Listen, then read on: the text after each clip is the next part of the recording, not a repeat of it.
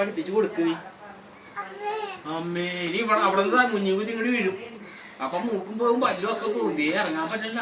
ഇത് കൊച്ചിനെ കൊണ്ട കുഴിയിലാക്കി അവിടെ കണ്ട ഞങ്ങള് കൊച്ചിനെ കൊണ്ട് അപ്പുറത്ത് കുഴിയിലിട്ട് ഇവള് പേടിച്ചിട്ടാ പേടിച്ച് പേടിച്ച്